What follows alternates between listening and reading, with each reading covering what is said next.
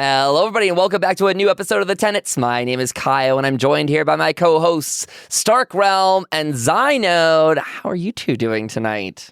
Hey. How you doing? Welcome aboard. We are here to talk about some very, we're pushing this one out fast. We're being recorded on the very 1st of March. We're going to save this for a little bit, but thinking about it, there's some timely call-outs. I'm skipping down a line in our show notes, but a reminder about the Crimson Torch bug. For those that are on PC, make sure you get that from the Crown Store. That's your reward for re-downloading the game, getting the new updated version, so it's a little bit smaller on your disc and all that.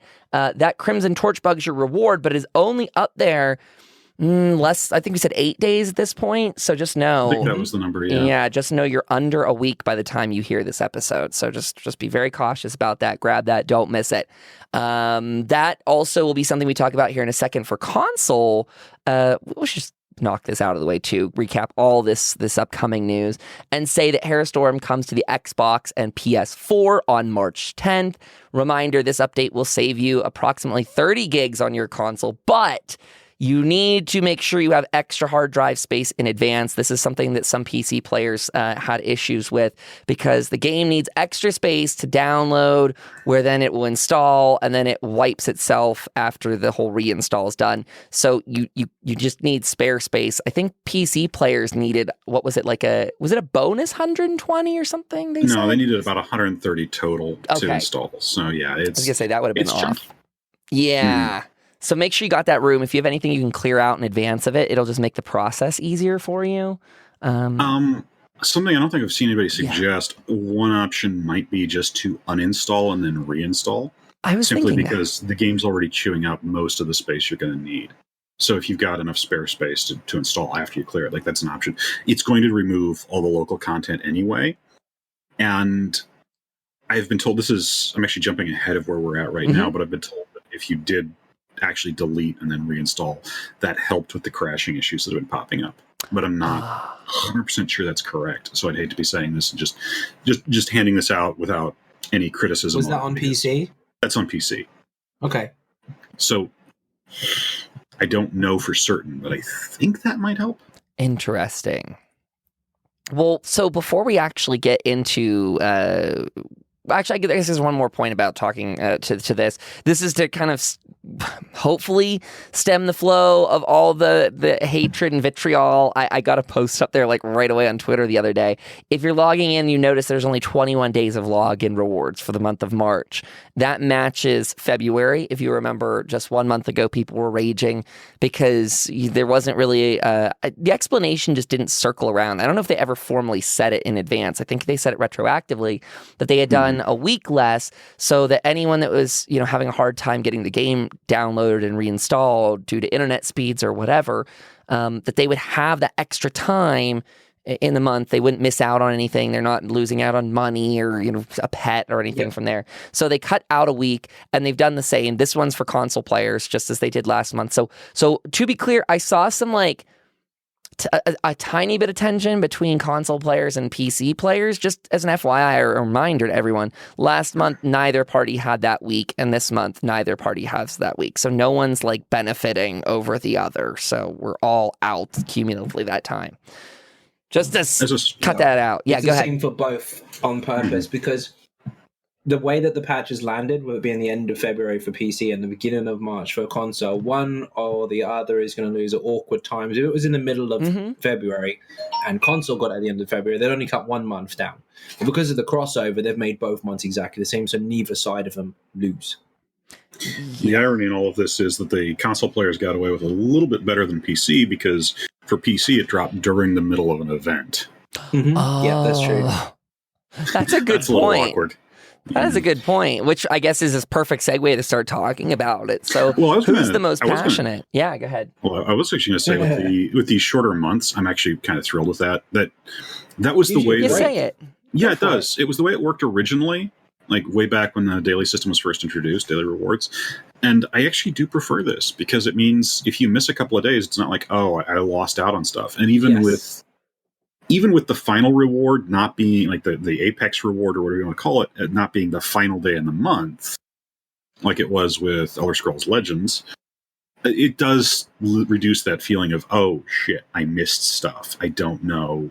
Like I completely missed out on whatever this random stuff at the end was. Yes, I And saw. I'm with you on that one because I think. Go ahead, Go on. No, you go ahead. I think it's good to have daily rewards, but also I do feel like some people will panic too much or feel like they've left out of possible rewards, maybe if they've got one day that they can't actually do it. For whatever reason, maybe they are tired, maybe they can't get to their computer, maybe this, that, or the other, and they miss out on a reward and they feel the need that they must definitely sign on every single day. Yes. Now, there is a benefit to that, but then there's also the downside to it where you do obviously feel like you miss out. And having a few days off of that a month gives you that freedom to go, do you know what? It's fine. I'm still going to get my stuff. I can miss a day. And there's no harm in that. I agree. And that's something we need to emphasize more. Well, that's the drum I beat. Yeah, exactly. Yeah. I'd rather see, just theoretically, I'd rather see a player take every weekend off from the game each month than, go so hard grinding out rewards that, like you guys mentioned, there's collectors out there that don't really like the items they're collecting, but they're compulsively collecting it because that's their thing. And so they're not getting joy from the reward and they're not getting joy from the input, the exercise that they're doing. And so they eventually go like, well, why am I doing this? And they step away. They burn out. That's the definition of a form of burnout, right? That's the event burnout. So I could definitely see this moving and cutting a week out. That'd be very nice. Yeah, definitely. I think the way it is now, due to the fact, obviously, they're giving us the week because of downloads, I think it's better. Same. I agree. And I saw it on Twitter, too. Yeah. The irony in all of this is, because I mentioned Elder Scrolls Legends earlier, but that was a large part of why I walked away. It was a cool game, but that was part of why I walked away in the end. Like, even after they realized, oh, wait, the best reward of the month being on the last day screws people frequently, and they moved it back, I think, a week or so. It was still where I was missing days because simply I'm not logging into that game every day to play. That I was like, you know what, screw this, I'm done. It was after I got to a point where I was just logging in for the rewards because I didn't actually have time to play, and I was looking at missing out on stuff, and I was just like, yeah, no, I'm done. So there is actually an element of, if you're putting your rewards in for constantly, and granted this is data point of 1, for somebody to simply go, you know what, no, I've burned enough, I'm going to walk away from this. And I worry about that here.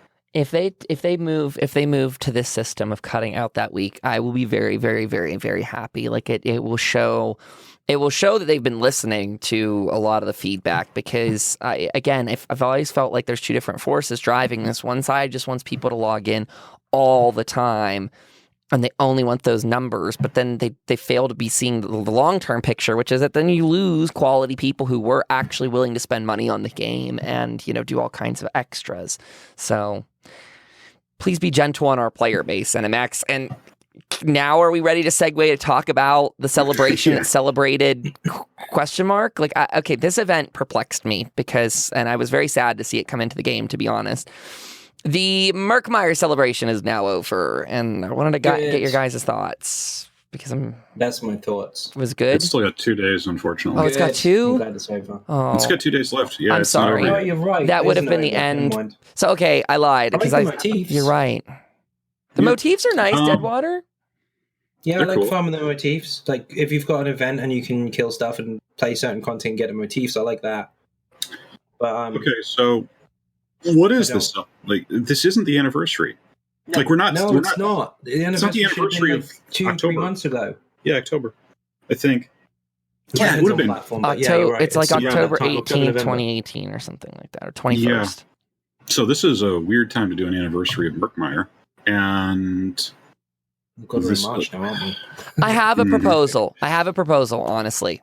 And I presented this to chat. This is so off the wall. I'm sorry. I'm just shouting this out. But instead of doing these silly celebrations that aren't celebrating anything, because like you said, it doesn't align time-wise. Murkmire was a really, unfortunately, we'll talk about the quality of the content because it's actually high.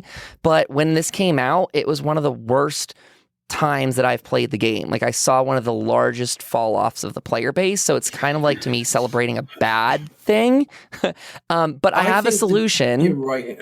Oh, go on. Well, yeah, hold on. My solution, we'll talk about this in a sec, we'll get back to you, Zino, but my solution is, instead of doing these tied to event tickets the way they are and like this, I have no problem highlighting zones, but other games have done that in more effective ways. I think World of Warcraft system is one where they have an in-game calendar and they just say, hey guys, we are, during this time that you always know is happening, it's just the highlight's gonna be on this content. So if you're in that zone, you just get extra goodies.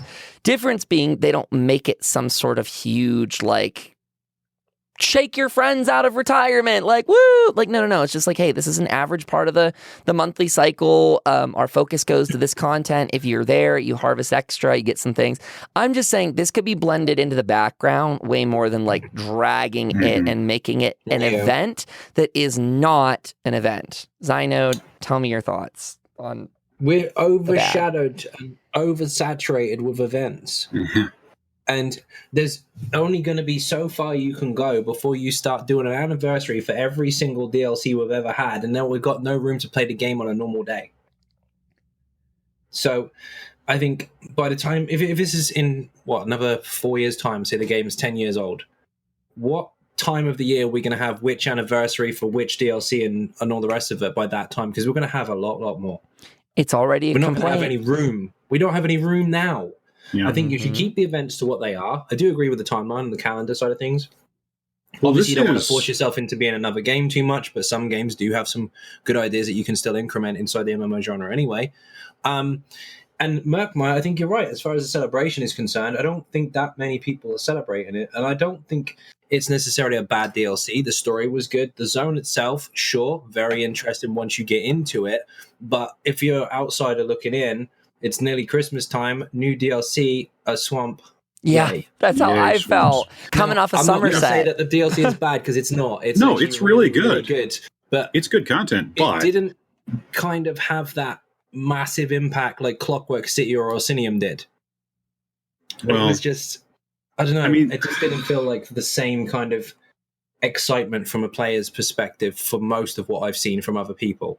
Looking back at looking back at Orsinium now, I think that might be a little bit unfair because that one's a lot more like what we expect from the Orsinium's amazing. Chapters. It is, but it's more like what we get from chapters. Yeah, like that's to very a true. certain extent. I'm not talking scale. I'm talking. No, I know, but from the way it's designed, like from the way it plays, even from the element of there's 2 public dungeons in there. This Orsinium looks a lot more like a template for what would become the chapter system. That's very true, but I'm not referring to it in terms of its scale, more of its when it fell in the year interest as a player base and when it fell. Yeah, it was a good timing for it. Same as Clockwork City as well. That was the same size as Murkmire, but it was very, very different to anything we've seen before. And I think the different stuff needs to land when it's quiet because that's when it kind of hypes people up again. When you repeat, I don't want to say repeat because that's false, but when you replicate an area or extend an area, sorry, that's the word I'm looking for, because replicate and repeat is not Shadowfen, but it is still a swampy area. Now, granted, they did grow that as you go deeper into the swamp. It does actually get very, very cool. It's really good looking when you get further in, but at first glance, you're thinking, I just landed in Florida. There's some mud huts, and I don't know what to do now. And now it's an anniversary. I've got to celebrate mud huts. That's not truly how it is, but it does. For players that aren't that experienced, that's how it feels. And at the wrong time of the year as well. Like we had it October, November. We now get the anniversary at the end of February, beginning of March. It doesn't take a rocket scientist to realize something's wrong here. Actually, that's a funny thought, and this is like it's going to loop back to something we were wanting to discuss elsewhere, but I wonder if Murkmire would have been better suited if it had been a Q1, where it was like, instead of putting it ahead of Christmas, where it's like, we're getting into, winter part of the year. If you're in the Northern Hemisphere, things are getting colder. And then here, have a swamp as opposed to, it's been winter for a while. I think have a swamp. Well, it's this very weird subjective thing, but I kind of wonder if that wouldn't have helped. I think they were just clearing out old inventory, right? Though, because this was the end of the content that they had probably produced that wasn't tied to a year-long thing. And as you pointed out months ago in the podcast, Stark, that Murkmire was probably literally simmering on the stove since 2015, 16 or something. Because 2015, it's in that game. It's a different zone from the one from that QuakeCon video, but it was a zone that was in works back then. And even I wasn't there. I didn't see the thing that I think Ninja subsequently posted about after it was I know what the announced. problem is. But go for it. I think I know what the problem is. You just nailed it with the Q1 stuff. What does the Q1 do at the moment as far as the content is concerned? Dungeons and overlooked. It starts a story. Oh. Murkmire felt like a start of a story, and then it ended. Oh, that's actually true. I could see that. Would have landed on Q1 much, much better. You are right. The idea of going and approaching Murkmire from the coast and the way we did actually does. Yeah, you're right. I could agree that Murkmire feels more like a lead up. I mean, yeah, it feels like an introduction to something more, and then I don't think we got the something more. We didn't. Should we just talk about the elephant in the room right now, which is that I think most of us are most of the three of us are fairly unhappy at this point with maybe unhappy is the wrong word, because we're not losing our minds over it, but we'd love to see a change to the release cycle, because as it's going right now, it's not that it's bad. It really isn't. I would say in many ways, in my opinion, better than other games, but it is not maximizing its potential by any means, and that's what we're calling out. I'm not saying this is a shitty release. I'm saying you did fine, but holy crap, you also only sold out a small club when you could have sold out a stadium. Like, what? Yeah, I think they mistimed it. I think it was not... I don't know how to describe it. I'm in agreement that it didn't have an impact that it should have done. Well, let's talk... Actually, this is me looping back a little bit, but one of the funny things about Murkmire, and this was what I was starting to go into, and then I was like, well, wait, I need to figure out how to phrase this, but for a feeling of resolution with Murkmire thematically and visually, the irony is that the Shadow of the Hist dungeons fit a lot better with Murkmire. Oh, they were fantastic, and they landed just right as well, just towards the end or mid kind of summer autumn area. I'm talking about even taking them out of when they are. I'm talking about taking them out of where they are and actually saying, like, okay, you play Murkmire and then you do these two. That would have landed very well. Yeah. In any order, preferably Murkmire first, obviously, because that does feel like a start. That would have been great to go through kind of the Black Marsh area. You go straight through from the beach, you go deeper into the swampy, boggy crap, and then all of a sudden there's some really dense areas where there are some really horrible dungeons. Yeah. That would have been a perfect complementary release, one after the other. Yeah. And then people would have received Murkmire as a really good DLC, because in essence it is. I mean, the story's good, the zone is good once you get into it. That would have been received a lot better, and people would have deliberately pointed out that they enjoy that one more than just writing it off as, oh, it's that again. Yeah. And of course, as it was, I think it dropped right after Gold Coast, in my sequence, right? Yeah, Gold. If you're talking the DLC side of things, as far as areas are concerned, I think it landed. Right. Yeah, I think it landed after Gold Coast. So it's like, this is obviously now the point when we've been talking about this. Was it Gold Coast or Clockwork? Well, it was Gold Coast. It was Gold Coast. Gold Coast. Yeah, Clockwork was years later. It's a little unfair to talk about this way because, again, when they were working on Murkmire originally, that was going to be the zone directly south of Shadowfen, and it was actually going to connect to the southern edges of Cyrodiil. So it was a very different location even, and the content that was developed there was, we assume, very different. I don't think anybody outside the company has ever really seen the original shape of Murkmire. So the Murkmire we got 2 years ago was actually a space that was designed specifically there. It was not like they had this stuff sitting in the microwave for 2.5 years and then, okay, well, we'll cough this up. But there is certainly an element that this was something that they talked about and had in design. And we saw assets that were, I think, originally designed for Murkmire. Like, they certainly were all over the place there, and they first showed up in that QuakeCon video. We were seeing those as early as Shadow of the Hist, and then Housing brought them back also, because like the Volcanic Island Getaway has that same architecture going on. Yes, it does. So good call out. It's like this was something that was floating around for a while, obviously, but it's not like, oh, hey, they just warmed this stuff over. I do think, as it was, they probably would have been better putting Murkmire as it is now much earlier in dev. I mean, that does beg the question of how they tackle subjects. I think I heard one of the two of you say this earlier. Maybe it was Zinode really beating this drum, that it didn't feel seasonal to have a swamp right ahead of Christmas, and I agree with that.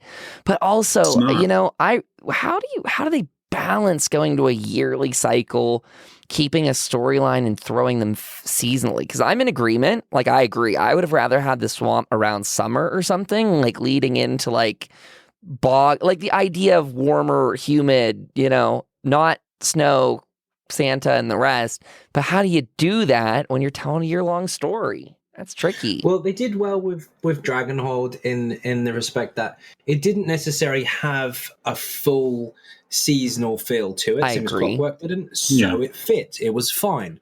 But if you are going to represent or demonstrate a kind of feel for a location, and you're trying to make people understand, this is humid as this, and this is dark as this, or dangerous as this, and you're trying to get them to feel what it's like to physically be there, timing it while everything is freezing cold doesn't work. Yeah. So the other DLCs didn't have any of that. They weren't tied into kind of imagine if you were here. There was, as far as the game was concerned, but there was no atmospheric feel that you're supposed to understand. This one was very aesthetic, which is really, really good. They did pass that off very well, but it was confusing because of the time. Mm-hmm. Mm-hmm. I guess we should take a step back and talk why we are addressing the cycle of releases, and that is that Harrowstorm, in my opinion, some of the best dungeons. They honestly took my top two. Mm-hmm. We've been raving about this, especially if you listened last week. Like, we're gushing all over Finn with these ones, but it feels like it was overlooked to me. Like, I didn't feel very much Harrowstorm hype. I don't really know that I mean, I would say Twitch numbers were very good. I'd say their people were interested, but I think people are still eyes set on the future, and there was a lot of confusion. Is this the content that's coming? No, this is the pre-DLC. Okay. I didn't see any people really looking to buy the game this time around either, so I don't think this did what they wanted it to do. I would say that the dungeons are quite possibly some of the best dungeon content we have ever seen, if not the best so far.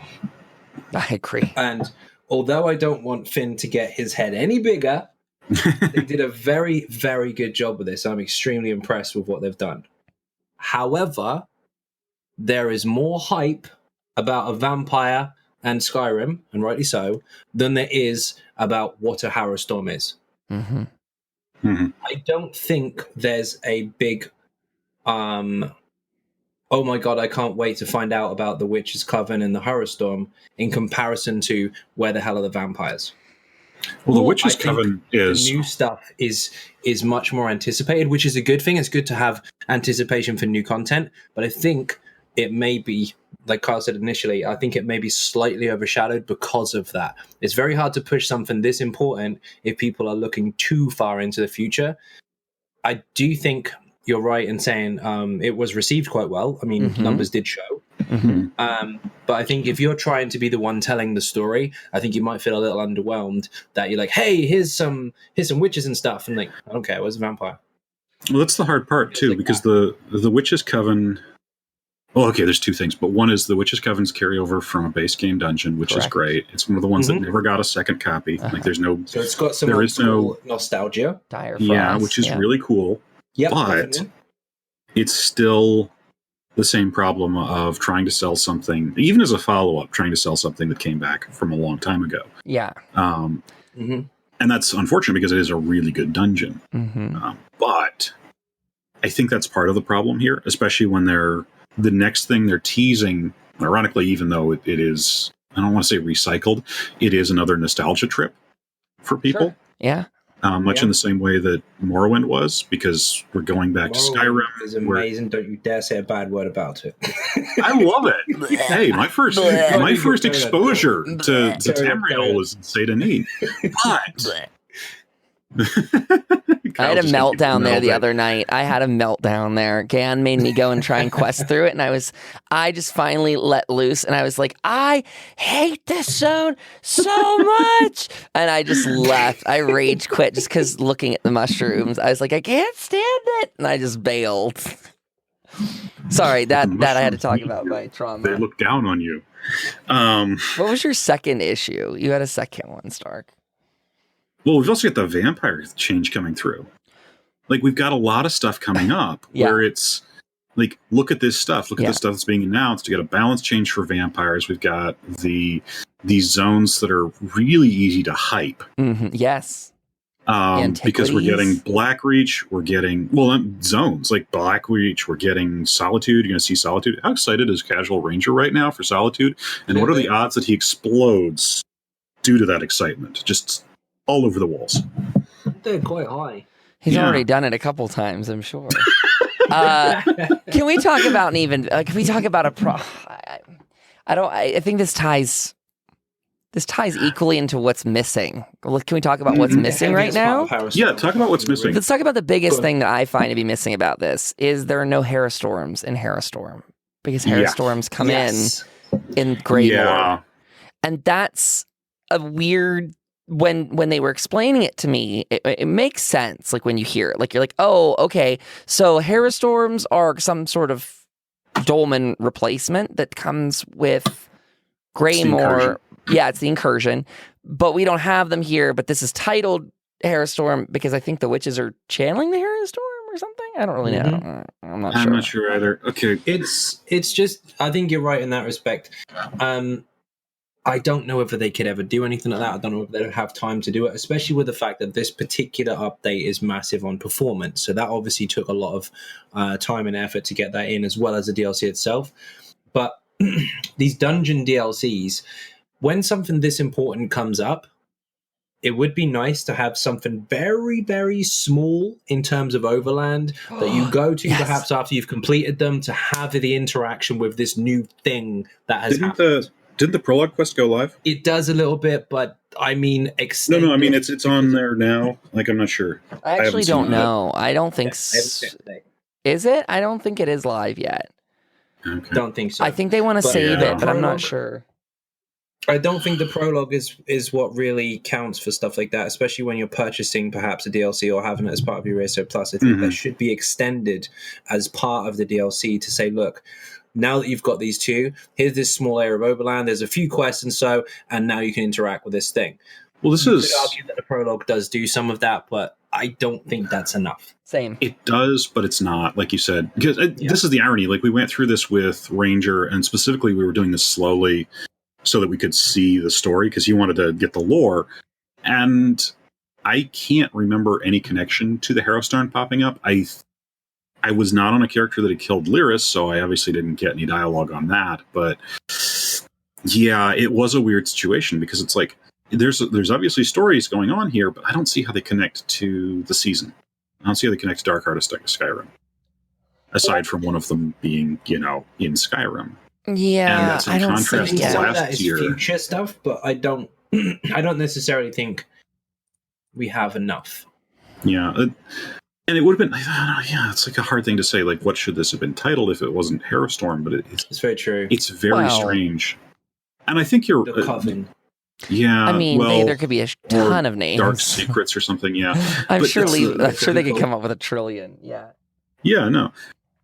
But I think you're also right, Zai. Like, these things really do need to get bundled in with narrative content in Overland, whether that's gated by having to clean the dungeons or not. I think you could either way on that. But even if it's an instance area like some of your quests are, because some of the quests I haven't never get to on the map unless you do the quests. And I would like an extension of the dungeons during the same DLC to say, look, here's a special area if you've done all this, and now you get to find out more. Well, that's something that's been asked for a while in various circles, but people asking for content, like single player versions of the dungeons. But that would be one thing you could do, is reuse the dungeon map as separate single player content, specifically narratively focused, as a one shot thing. You can go through here once. It's not the story of the dungeon. It's not the dungeon experience. It's, something adjacent to the dungeon. Well, they do have the story in the dungeon, which I do really like how they've gone about it. They've still kept to that NPC going with you and kind of explain along the way, so you feel like you're with them. But yeah, the whole here's a Harrowstorm DLC and you're getting Harrowstormed later.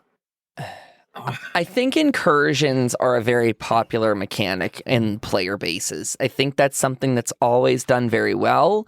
And I do not mean the way incursions are implemented in the game right now.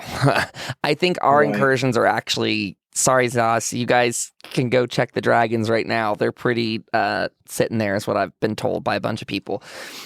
They're not, they don't do super well outside of any events or seasons and things like that. They're a quick burn, and then people stop doing dolmens and stuff the way they are. They don't feel like real incursions.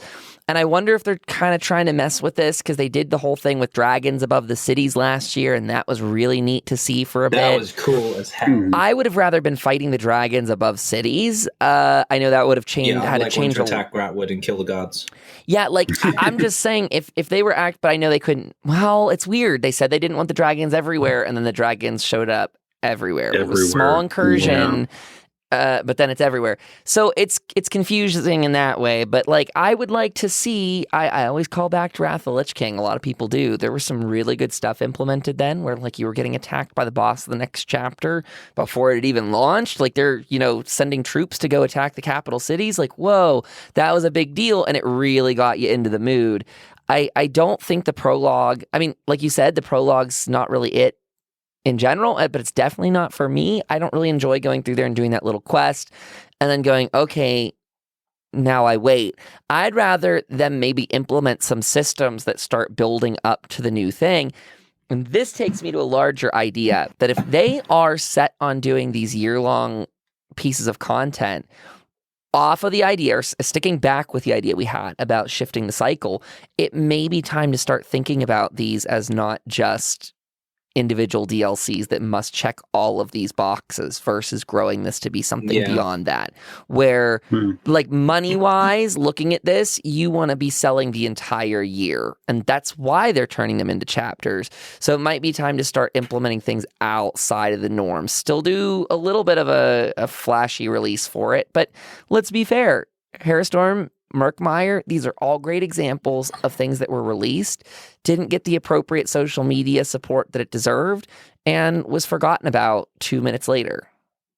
And it just doesn't do justice. A good amount of attention, but I think so too, to be quite fair. possibly for the reason that Greymoor's coming. I mean, that is a positive thing as far as marketing is concerned because you get the hype here and then you get the hype later, which is great. But again, like I said, I think people are anticipating something rather than jumping on the hype wagon of what we have. And that's a missed opportunity because this should be the one that they're already excited to jump on board. And like you said, and then be hyped for the next This bit. is the one that's getting them ready to hop onto the next one. And that means they're missing a train, like they're missing a car. Like, it's like, no, we need to get on this one now. Yeah, it's like, good content. You're going to get in a really shiny limo now, and then you're going to get on a private jet. Yeah. Like, oh, that's brilliant. But instead, just get in the car. We'll go into the jet later. Right. There's no... I don't want to give it a bad name because I've got one in my opinion, but I do think that it could have been received a little better, and I think a lot of it is literally the new content overshadowing what we're now getting. Yeah. Well, can we start swinging this to talk a little bit about? We're getting to this point in time anyway. We'll swing this to talk a little bit about PAX because they just did this. They just got up on stage at PAX. They did a stage presentation. So the Zost crew was up there.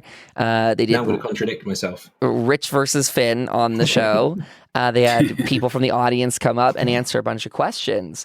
I actually personally really like this, but you know what I noticed there was a lot of Harrowstorm talk. Like, correct. I didn't see any promotion. Was there any? And that would have been the perfect time to do it. And this is exactly what I mean. We've got this issue, obviously, knowing that full well Greymoor's coming. Everyone's excited for it. That's perfect. Harrowstorm, not quite as excited, but obviously receiving it very well because it's new. They could have plugged it a little bit there. I don't think I they think plugged there it should have been a once. little bit of hype because they didn't. And this is the bit. I liked the quiz they did. It was love really that. fun. It was great to see the developers involving with the community and doing that kind of stuff, battle against each other, realizing they're only human, even though they make the game, they still can't get all the questions right, stuff like that. It was funny. And then there could have been, instead of a trailer at the beginning or the end, because most people would watch the trailer at the beginning because they're waiting for it to start, and most people didn't watch the trailer at the end because it's finished. I think there should have been some stuff in between because it's like, this is live now, by the way. This is now on the servers. You should be excited. And it didn't feel like there was any push for that. It felt like there was just, hi, we're here, which is great. It was really funny, but I think they should have plugged something. I wanted some juice. So to whomever's at ZeniMax taking notes on this episode, just this is all out of love. Like really, again, I think Harrowstorm, they're my favorite dungeons, and I sit there with a smile on my face. No offense to Finn and the crew, but last year's dungeons didn't make me happy. I didn't really enjoy any of them. They were fine. They weren't bad, but like now I'm sitting here going like, holy shit, I love this. I'm like, I need to do that one again. And that's why I'm like, come on, push this baby. This is a great start to a new year. And ultimately, I think Harrowstorm installed and worked pretty well. Stark, you mentioned a little bit earlier, there were crashes going on in Cyrodiil. They're very well aware of this. I think they're doing patches for it. Probably shortly after this episode comes out, we're hoping there'll already be a patch, some of their quick like week after patches to try and fix it up. Can't guarantee that, but like this was... They usually do them a week after, don't they? Yeah. Usually something. Yeah, usually it's about a week. Because on PC, they don't have to run through certification. So when it hits PC, if something blocked by Sony and Xbox. So if something goes wrong and when it hits PC, it can get fixed pretty cleanly. That's a very good point, actually, and that's also something that a lot of people don't understand. And it's something that people do get legitimately frustrated about. Like some of the stuff, they get frustrated. They're like, "Why didn't you do this?" And then they go into hyperbole and general text, but there is a legitimate element to some of this where you can't see this stuff until it hits live. Like it's not a problem on PTS for whatever reason, and then when you turn around, you put it on live, and you've got millions of people on the server, something breaks that just simply doesn't happen when it's on PTS. Correct. So this stuff happens for PC. Like we deal with these issues once in a while where it's like, okay, now the game's crashing fairly frequently, and it's... In this case, I think mostly, if you're seeing it in PvE, it's mostly add-on related. Like there's out-of-date add-ons that are actually causing instability. And if it's Cyrodiil, then that's actually Cyrodiil's having issues right now. And they're working on it. And by the way, facetiously, if you're having add-ons crash, then you're the one with the problem because my 900 add-ons that are all out of date are still running fine. And I've had no crashes since the thing. So suck it. My favorite crash... I'm going to be that guy to people that complain at ZOS about it's not working. The add-ons aren't made by ZOS. There's a disclaimer for that when you upload them. Yeah, very, very true. Also, when you turn them on, my favorite crash is the one where it's like you're quitting out and then it crashes. It's like, thanks, you got me there faster. Well, that's good job. That's a mood there. I love that one. Yeah. No, I was surprised. I mean, for an update that had to reinstall the game, and I think a lot of people were very afraid because this sounds like I guess it could have been so much worse than it was. I mean, it could have half installed games. It could have, but I didn't hear any of that. Everything up, but I don't think it did. Yeah, we had some teething problems. Cyrodiil has a lot of crashes. There's a few things here and there, some out-of-date add-ons and some other bits and pieces, but it's nothing out of the ordinary as far as bugs are concerned. Because when every time a patch goes live, like Stark said a little while ago, when you're testing on PTS, you've got a limited amount of players, and that dives dramatically within the first couple of days anyway. So it's not even a stress test for performance in terms of how many people are playing. When you put that on live and you got so many people at once, that's when they really get stress tested, and that's like, okay, we didn't see that. Actually, it comes to mind. There's also a weird irony here. So this is a patch where, for most players, the thing they're going to see is performance improvement.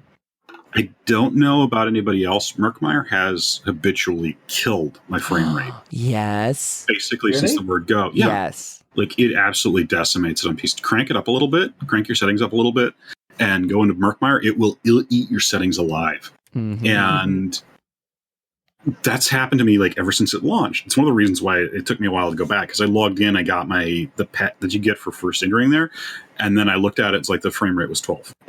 12 Do you have the FPS. same issue with Shadowfen? Just out of interest? No, just Murkmire.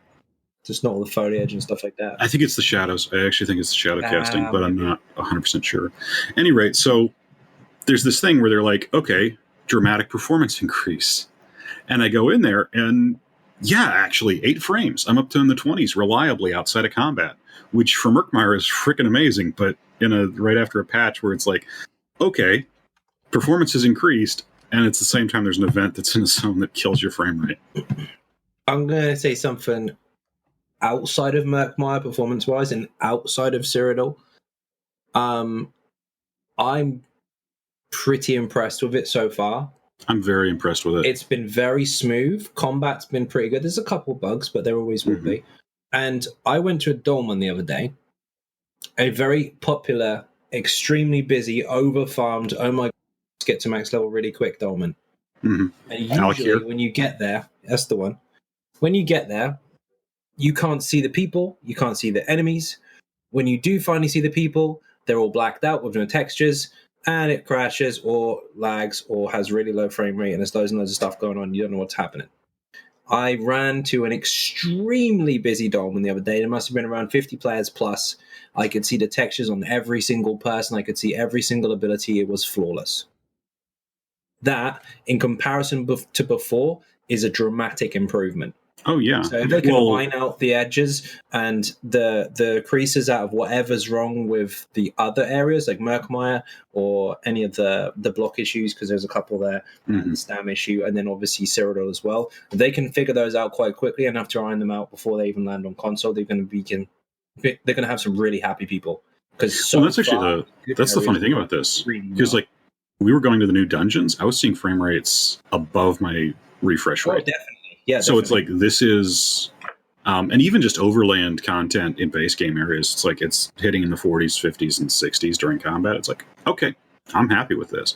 It's just ironic that in the moment when they're talking about performance increase, it's also they've got an event going for a zone that is not kind performance. Yeah, I mean, if you on one side of it, they're kind of could take that as a stress test and say, look, this zone is full. Now we can see the problem. But on another side of it, I don't think it was necessarily a completely smart move to run a big event on a laggy area. Yeah. While performance is running. That's actually this gripe with Murkmire where it's just like that's that zone. Yeah. I don't know. It's that zone. But again, I've seen massive performance increases, and people might also notice lower pings. Fun fact that Rich shared with us that if you see mine is lower, actually, it's because it's not actually that your ping is lower per se. It has to do with how the game refreshes the graphics of the ping. Oh yeah, you can. So it's tied to frame rate. It's weird. My frame rates have increased a lot. So I don't normally the have issues with frame rate to a certain extent. But I do stream off of the same system when I play on PC on live stream. Now, obviously, if you're playing off the same system as you're streaming off of, you are hurting your computer, and it wants to know why you keep kicking it so hard. Now, that means I turn my graphics down a bit. And I don't have too much of an issue, but I do notice that there's a drop in comparison to when I'm playing it without any streaming going on. It's a dramatic increase. Now, I noticed recently while streaming, based on the settings I had before, the frame rate almost doubled. Wow. Yeah, it was big. While streaming, while playing the game, my frame rate was a much, much higher rate than it was before. So that was a stress test, because instead of just playing the game like normal, I was doing all the uploady, streamy stuff at the same time, and it was smooth as hell. It was really nice. I could probably put the graphics up now. Do it. Yeah, I was laughing because I just keep kicking mine. I'm like, hey, look, let's crank everything and just make it slog under this huge load. So on 2 separate systems, I would just crank it up to maximum and see what happens. But kick it again. The stream at the same time, it would just explode. But it's been doing really, really well. I'm very impressed with it. Go ahead, Stark.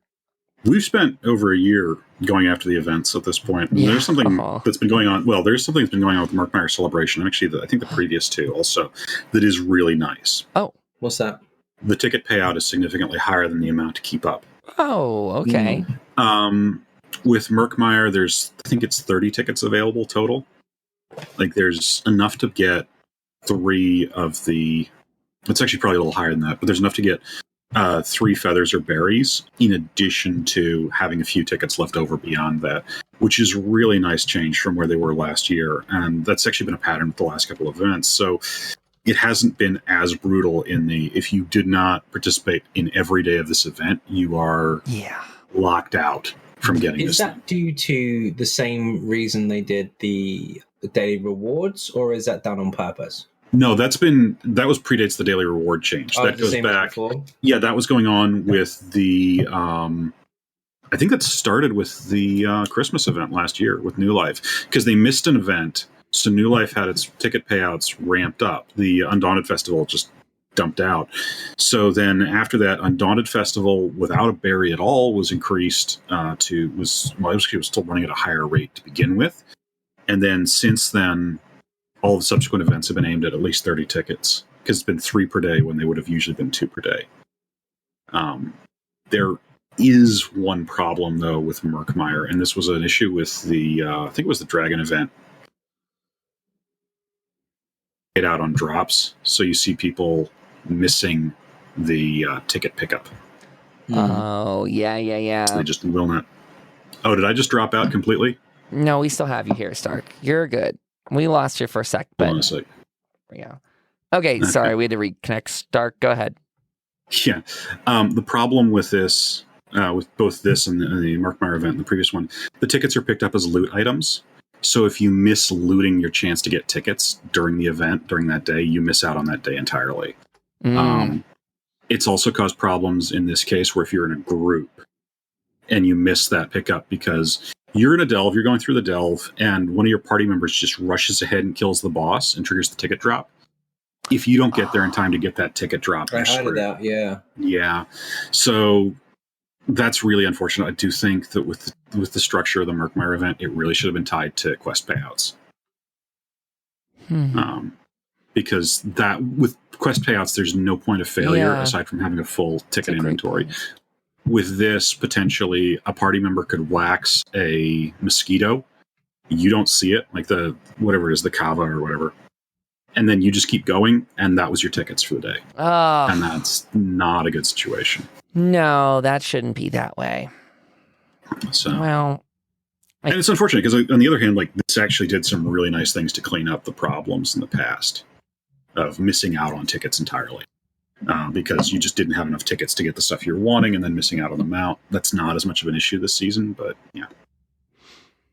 Overall, I think this last little bit for them, this last week, 2 weeks, whatever, has been really good. I think there have been some small, unfortunate missteps that just, it's not that anything was really bad. It's just that they may not have capitalized on the Harrowstorm marketing.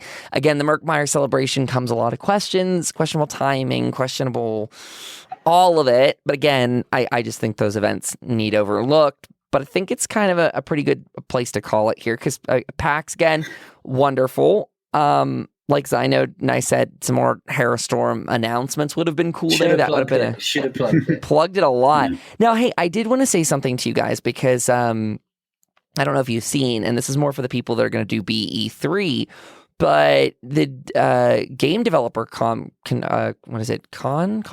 whatever their thing is, got postponed because of the concerns of the coronavirus stuff. So again, to any of our friends that are looking at flying to BE3, just keep that in mind that, if you're getting tickets or anything, we really don't know right now. And I don't think it's time to overreact, but also just keep that in mind if you're planning for the summer, planning for any of those, if you're doing QuakeCon, any of that stuff, just maybe don't buy your tickets too early. I don't know. Is that good advice?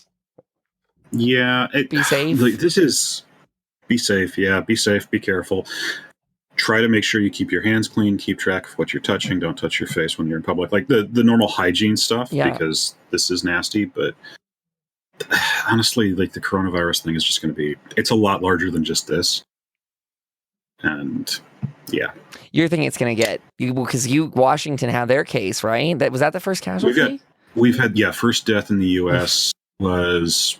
within about 20 miles of me. So that's a fun thought. Specifically, Stark, be safe. Yeah, I know. It's worrying because I think Washington State actually declared state of emergency today because of this.